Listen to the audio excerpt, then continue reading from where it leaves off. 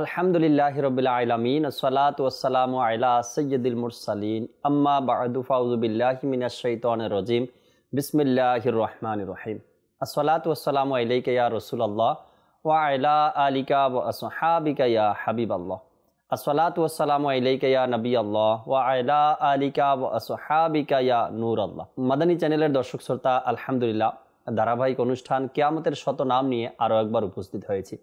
যে যেখান থেকে আমাদের অনুষ্ঠান দেখছেন, দূরে কিংবা কাছে, সকল দর্শককে জানাই আন্তরিক মোবারকবাদ। আজকের অনুষ্ঠানেও আমরা ইনশাআল্লাহ তাআলা কিয়ামতের কিছু নাম নিয়ে আলোচনা করব, কিছু হাদিসে মোবারকা আপনাদেরকে শোনানোর চেষ্টা করব এবং কিছু আয়াতে কারিমার তর্জমা আপনাদেরকে শোনাবো ইনশাআল্লাহ তাআলা। নবী আকরাম সাল্লাল্লাহু তাআলা আলাইহি ওয়াসাল্লাম হাদিসে পাকের মধ্যে বলেন, যে ব্যক্তি সকালে 10 বার এবং সন্ধ্যায় 10 বার আমার উপর দুরূদ শরীফ পাঠ করবে, কিয়ামতের দিন আমি তার শাফাত করব।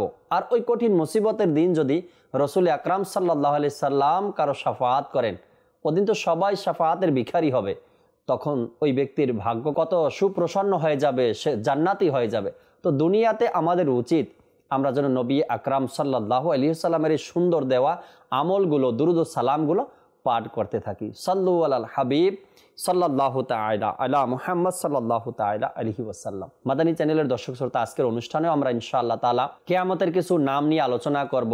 আর আল্লাহ তাবারক ওয়া তাআলা কোন সূরায় কোন নাম ইরশাদ করেছেন আমরা জানার চেষ্টা করব। শুরুতেই যে নামটি আলোচনা করার জন্য চাচ্ছি আমি, সেটা হলো গিয়ে কোরআনে পাকের মধ্যে আল্লাহ তাবারক ওয়া তাআলা এভাবেই শব্দ বর্ণিত হয়েছে, ইয়াউমুত তাগাবুন।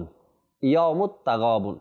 কোনো মুফাসসিরিন একরাম লেখেন এই নামের অর্থ হলো হার জিতের দিন। অনেকেই বলেন হার জিতের দিন, আবার অনেকে বলেন পরাজয়ের দিন, অর্থাৎ সেদিন মানুষ পরাজয় হবে। আবার অনেকেই এর অর্থ করেছেন সফল কাম ব্যক্তিদের পরিচয়ের দিন। এভাবে করে এক একজন এক একভাবে এই নামের অর্থ দিয়েছেন, কিন্তু ওই দিন কিয়ামতের দিনকেই বোঝানো হয়েছে যে যখন কোনো ব্যক্তি আল্লাহ তাবারক ওয়া তাআলা আমাদেরকে দুনিয়াতে পাঠালেন, আর পাঠানোর একটা উদ্দেশ্য ছিল আল্লাহ তাআলার ইবাদত আমরা করব। আর যখন কিয়ামতের ময়দানে হিসাব নিকাশ হবে, জবাবদিহিতা হবে, আল্লাহ তাবারক ওয়া তাআলার সামনে আমাদেরকে হিসাব দিতে হবে। হিসাব দেওয়ার পরে যখন কোনো ব্যক্তি জান্নাতে যাবে, সে ব্যক্তির সফল কাম, আর সে ব্যক্তি জিতে গেল। আর যে ব্যক্তি আমল নামা পরে শোনাতে পারলো না, বা গুনাহের আমল নামা ছিল, তার হিসাব নিকাশের পরে সে যখন জাহান্নামের দিকে যাবে, তাকে যখন জাহান্নামের দিকে নিয়ে যাওয়া হবে, তখন ওই ব্যক্তি কি হলো? হেরে গেল। অর্থাৎ সে দুনিয়াতে যে উদ্দেশ্য নিয়ে তাকে পাঠানো হয়েছে, সেই উদ্দেশ্য মোতাবেক সে কাজ করতে পারেনি। না পারার কারণে কিয়ামতের ময়দানে সে হিসাব নিকাশ সঠিকভাবে দিতে পারলো না, আর তার সেদিন জাহান্নামে যাওয়ার পথ ক্লিয়ার হয়ে গিয়েছে, আর সে ওই দিন হেরে গেল। এই জন্য বলা হয়েছে কিয়ামতের দিনকে হার জিতের দিন। হার জিতের দিন। আমরা দুনিয়া তো দেখি দর্শক শ্রোতা, যখন কোনো ব্যক্তি জিতে যায় তখন তার মুখ থেকে হাস্যোজ্জ্বল চেহারা থাকে, খুশি থাকে, সে মানুষের মুখ থেকে প্রশংসা পায়, সে বাহবা পায়। যে কোনো ব্যক্তি হোক, যদি পরীক্ষার রেজাল্ট ভালো করে তাকেও মানুষ প্রশংসা করে, আবার কাজের দক্ষতার দিক থেকে যদি ভালো কিছু করতে পারে মানুষ তার প্রশংসা করে। এভাবে করে যখন কোনো ব্যক্তি ভালো কিছু করে দুনিয়াতে, তার প্রশংসা পাওয়া যায়, বাহবা পাওয়া যায়, তার কাছেও ভালো লাগে, তাকে দেখলেও মনে হয় যে সে কিছু অর্জন করেছে।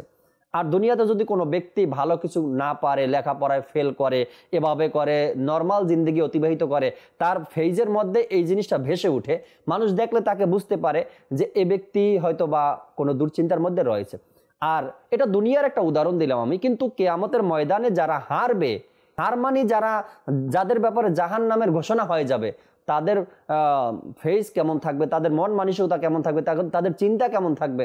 আর যারা জিতে যাবে মানে যারা সফল কাম হয়ে যাবে, যারা জান্নাতি হয়ে যাবে, যাদের ব্যাপারে জান্নাতি ঘোষণা করা হবে। এমন অনেকগুলো ঘটনা পাওয়া যায় হাদিসে মোবারকার মধ্যে। রসুল করিম সাল্লাল্লাহু আলাইহি ওয়াসাল্লাম প্রায় সময় সাহাবা একরাম আলাইহিমুর রিদওয়ানদেরকে এই ব্যাপারগুলো নিয়ে বা এই বিষয়গুলো নিয়ে তরবিয়াত বা শিক্ষা বা নসিহতমূলক বাণী শোনাতেন।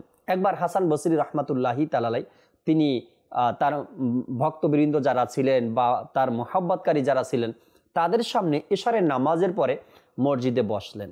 আর ওই দিন বসার উদ্দেশ্য, হাসান বসরি রহমাতুল্লাহি তাআলার একটা উদ্দেশ্য ছিল, আজকে আমি কিয়ামত সম্পর্কে এই সকল লোকদেরকে কিছু শিক্ষা দিব, কিছু নসিহত করব, কিছু আদেশ করব, যাতে করে তারা কিয়ামত সম্পর্কে কিছু বুঝতে পারে, কিছু জানতে পারে। তার কারণ হলো হাসান বসরি রহমাতুল্লাহি তাআলা একদিন বাজারে গেলেন।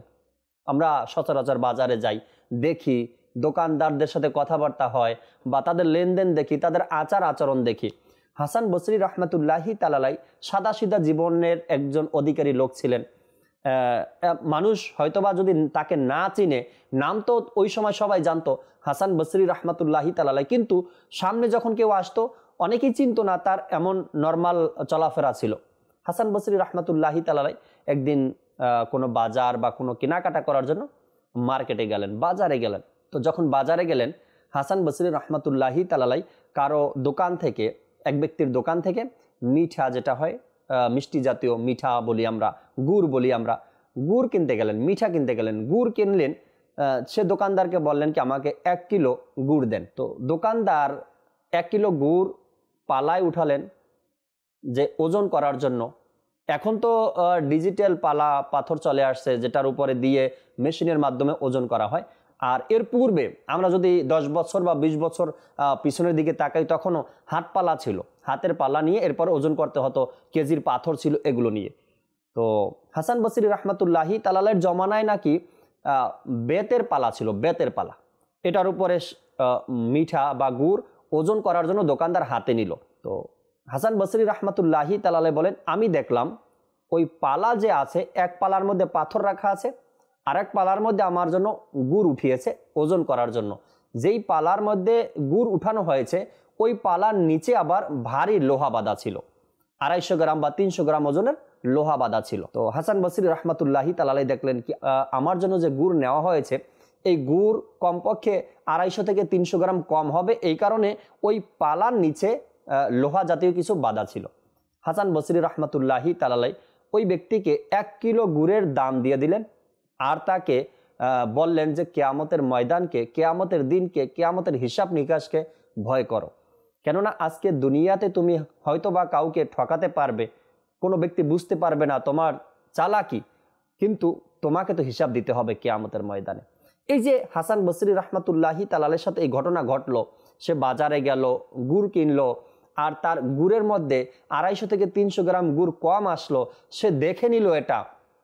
এরপরে যখন সে এশারের নামাজের পরে তার মুসল্লিদের সামনে বা বক্তবৃন্দের সামনে বসলেন, তখন সে ভাবলেন যদি এভাবে মানুষ চলতে থাকে, ওজনে কম দেয়, তো কিয়ামতের ময়দান হলো হার জিতের দিন। এই সকল ব্যক্তিরা তো সব হেরে যাবে, ওই দিন হেরে যাবে, মানে এর কারণে তারা জাহান্নামে যাবে।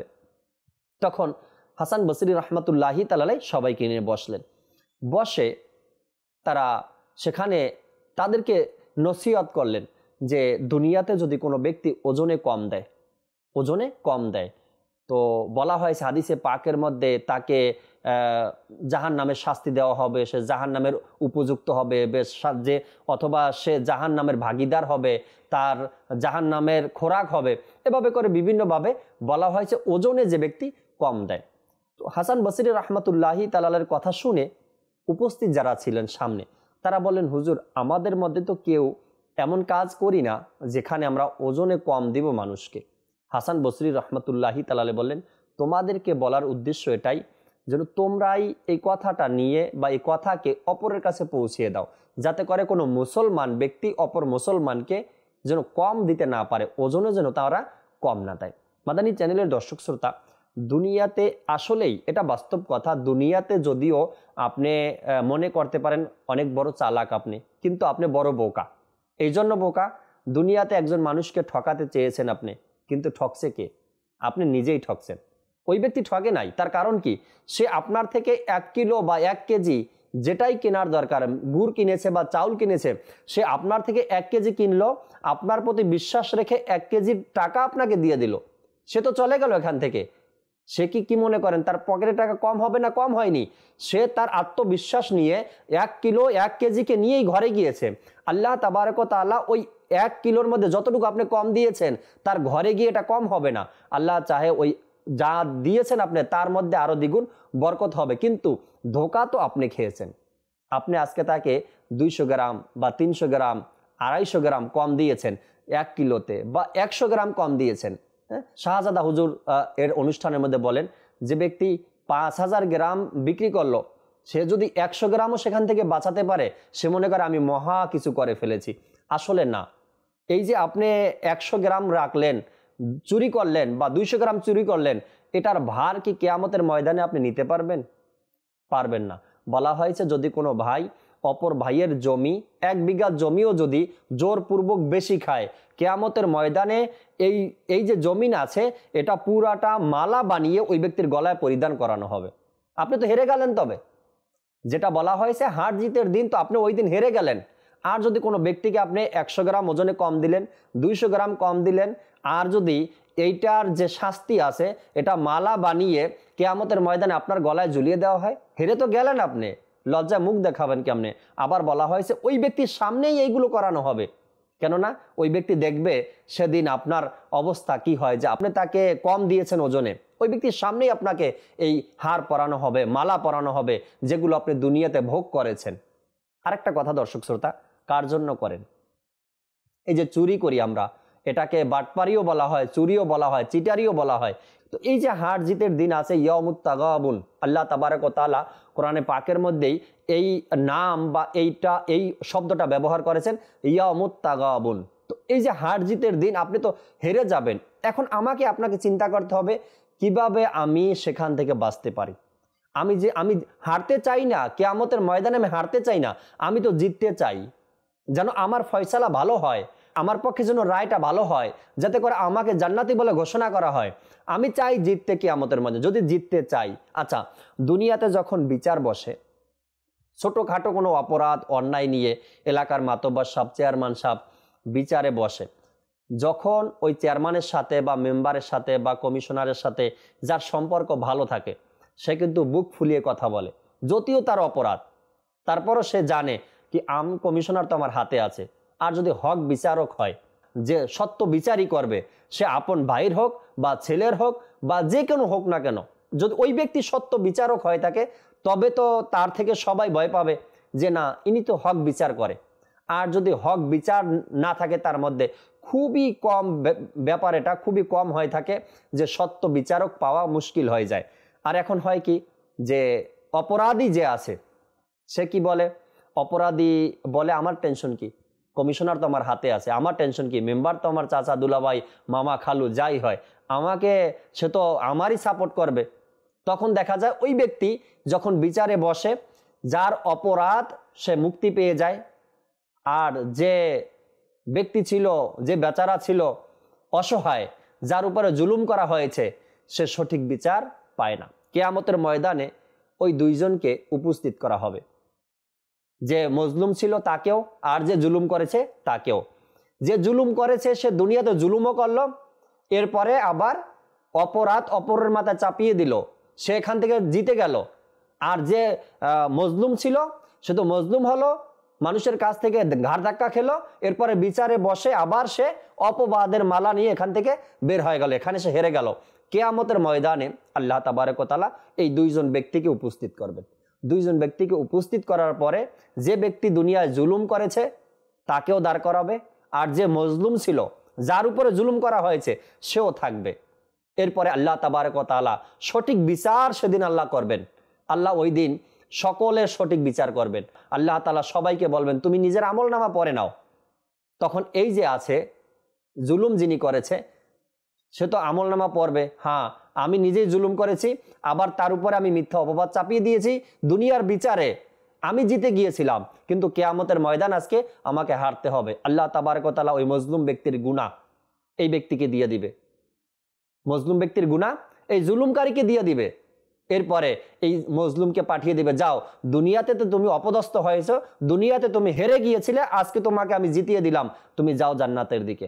আর ওই হার জিতের দিন, যে দুনিয়াতে জুলুম করেছে, আবার সে নিজের দোষকে গোপন করে এখান থেকে দুনিয়াতে জিতে গেছে, কিয়ামতের ময়দানে তাকে হারতে হবে। আল্লাহ তাবারক ওয়া তাআলা তাকে বলবেন আজ তোমাকে জিতার কোনো মুখ দেখতে হবে না, জিততে পারবে না আজকে তুমি, আজকে সঠিক বিচার হয়েছে, যাও তুমি হেরে গিয়েছো, এবার জাহান্নামের দিকে চলে যাও। তো এই যে আছে ইতিহাসগুলো বা কথাগুলো, এগুলো আমাদেরকে কেন অন্তরের মধ্যে বারবার নাড়া দেয় না, যে একদিন আমাকে হার জিতের ময়দানে দাঁড়াতে হবে। আমি দুনিয়াতে যা কিছু করি না কেন, হার জিত আমার আছে, আমাকে হয়তোবা কিয়ামতের ময়দানে আমি সফলতা অর্জন করে জান্নাতে যাব, না হয়তো আমি বিফল হয়ে জাহান্নামের দিকে যাব, এটাই আছে। তো এই জন্য আমাদের উচিত ভয় করা, একদিন আমাদেরকে উঠতে হবে। আল্লাহ তাবারক ওয়া তাআলা কোরআনে পাকের মধ্যে কখনো বলেছেন আসন্ন দিন, কিয়ামতের দিনকে বলা হয়েছে আসন্ন দিন, আবার বলা হয়েছে সুনির্দিষ্ট দিন। এই দিন ব্যাপারে, এই দিনের ব্যাপারে অর্থাৎ কিয়ামতের ব্যাপারে বিন্দু পরিমাণ সন্দেহ নেই, আসবেই আসবে, এটা সুনির্দিষ্ট দিন। এরপরে আল্লাহ তাবারক ওয়া তাআলা কোরআনে পাকের মধ্যে কখনো বলা হয়েছে আমল নামা পাঠ করার দিন, সবাইকে আমল নামা পাঠ করতে হবে, নিজ নিজ আমল নামা পাঠ করতে হবে। আবার এই দিনকে বলা হয়েছে ইয়া নফসি করার দিন। এক এক ভাবে, এক একবার, এক এক রকম, এক এক সূরার মধ্যে, এক এক আয়াতের মধ্যে আল্লাহ তাবারক ওয়া তাআলা এমন ভাবে, এভাবে বোঝানোর জন্য আয়াতে কারিমা নাজিল করেছেন। কিন্তু আমরা কি করি? দেখি, পড়ি, কিন্তু তারপরেও না বোঝার, না দেখার ভান করে চলে যাই। আল্লাহ তাবারক ওয়া তাআলা আমাদেরকে বোঝার আর আমল করার তৌফিক দান করুক। আল্লাহ তাবারক ওয়া তাআলা কোরআনে পাকের মধ্যে কিয়ামতের এই নামগুলোর মধ্যে আরেকটি নাম এসেছে কোরআনে পাকের মধ্যে, সেটাকে বলা হয়েছে প্রতিশ্রুতির দিন, অর্থাৎ কিছু পাওয়ার দিন। কিছু পাওয়ার দিন যখন মানুষ পরীক্ষা দেয়, যখন আপনারা স্কুল কলেজে লেখাপড়া করতাম, তো পরীক্ষার প্রায় 1 মাস, কখনো 2 মাস, কখনো 3 মাস, ক্লাস অনুযায়ী 3 মাস 4 মাস পরও রেজাল্ট বের হতো। যখন আমার মনে আছে প্রাইমারিতে যখন পড়তাম, তো 15 দিন বা 1 মাস পরে রেজাল্ট দিত। আর রেজাল্ট যেদিনকে দিত, যারা ফার্স্ট হইতো তাদের জন্য কিছু পুরস্কারও রাখতো স্কুলের স্যারেরা, যাতে করে তারা খুশি হয়, ওই সকল স্টুডেন্টরা, তাদের জন্য পুরস্কার রাখতো। পরীক্ষা তো দিয়েছি 1 মাস আগে, রেজাল্ট ভালো করার কারণে 1 মাস পরে আমাদেরকে কিছু পুরস্কার, কিছু বই বা কিছু কলম বা কিছু অন্য কিছু এরকম পুরস্কার দেওয়া হতো। প্রাইমারি স্কুলে দেখতাম, যাতে করে ভালো ছাত্র যারা, তারা যেন আরো ভালো করতে পারে, আর যারা নর্মাল আছে তাদেরকে দেখে যেন তারাও ভালো করতে পারে। এই আশা নিয়ে শিক্ষকরা এমন কিছু করত, পুরস্কার দিত। আর ওই দিনকে, কিয়ামতের দিনকে বলা হয়েছে পাওয়ার দিন। দুনিয়াতে যত কোরবানি দিয়েছেন, দুনিয়াতে যত কষ্ট ক্লাস করেছেন, দুনিয়াতে যত নরমাল চলেছেন, দুনিয়াতে নফসের চাহিদা পূরণ করেননি, দুনিয়াতে আল্লাহ তার রাসূলের হুকুম পালন করেছেন, এগুলোর সকল প্রতিদান পাওয়ার দিন কিয়ামতকে বোঝানো হয়েছে। তো প্রতিদান তো আমরা পেতে চাই কিয়ামতের ময়দানে। এই যে রোজা রাখি আমরা, নামাজ পড়ি আমরা, হজ করি আমরা, যাকাত দেই আমরা, কেন? এর প্রতিদান পাবো। নেকির দাওয়াত দেই আমরা, হ্যাঁ, ভালো কথা শুনাই মানুষকে আমরা, কেন? এর পিছনে একটা রহস্য, একটা টার্গেট, আমাদের একটা উদ্দেশ্য আছে না? কেন আমরা এগুলো করি? আমরা প্রতিদান পাবো। আর ওই কিয়ামতের দিনকে বলা হয়েছে প্রতিদান পাওয়ার দিন। প্রতিদান পাওয়ার দিন। আল্লাহ তাবারক ওয়া তাআলা যে আয়াতে কারিমা নাজিল করেছেন কোরআনে পাকের মধ্যে, যে এর প্রতিদান তোমাদেরকে দেওয়া হবে, আর আল্লাহ তাবারক ওয়া তাআলা সেই ওয়াদা পালন করবেন, কিয়ামতের দিন আমাদেরকে প্রতিদান দিবেন। প্রতিদান যদি আমরা ভালো পেতে চাই, ভালো কিছু করতে চাই, আর সেখানে সম্মানিত হতে চাই, যদি চাই এটাকে আমার আমল নামা কিয়ামতের ময়দানে ডান হাতে দেয়া হোক, তো ভালো কিছু দুনিয়াতে করতে হবে। ভালো কিছুর আশা করতে হলে ভালো কিছু করতে হবে দুনিয়াতে। আল্লাহ তাবারক ওয়া তাআলা আমাদেরকে বোঝার, আমল করার তৌফিক দিক। দর্শক শ্রোতা, কিয়ামতের শত নামের চেয়েও বেশি নাম, শত নাম তো অনুষ্ঠানের, কিন্তু এর চেয়েও বেশি নাম পাওয়া যায় কোরআনে পাকের মধ্যে। আমরা চেষ্টা করি কোরআনে পাকের যে সূরাগুলো আমরা পাঠ করি এর অর্থ সাথে সাথে পড়ার জন্য। সত্যি দেখবেন প্রতিটা সূরার মধ্যেই কিয়ামত সম্পর্কে আলোচনা আসছে। আপনি কানজুল ঈমান নিয়ে বসে যান, কানজুল ঈমান থেকে অর্থ পড়বেন, এবং এর টিকা রয়েছে, কি কি কারণ এই আয়াত নাজিল হওয়ার, এই বিষয়গুলো সেখানে দেওয়া আছে। যখন পড়বেন পার্ট বাই পার্ট আপনার বুঝে আসবে এই আয়াতে কারিমা, এই কিয়ামতের আলোচনা, এই দিন কেন বলা হয়েছে, এই কারণে এই দিনগুলো নাম বলা হয়েছে, বা এই কারণে এইগুলো এভাবে নাজিল হয়েছে। তো দেখবেন ইনশাআল্লাহ তাআলা আপনার মধ্যেও কিয়ামত সম্পর্কে ভয় চলে আসবে। আর আল্লাহ চাহে কি ধীরে ধীরে আপনার মধ্যে পরিবর্তন হয়ে যাবে, পরিবর্তন আসবে, নেকির প্রতি আপনার ভালোবাসা বাড়বে, আর কিয়ামতের ভয় আসবে অন্তরের মধ্যে।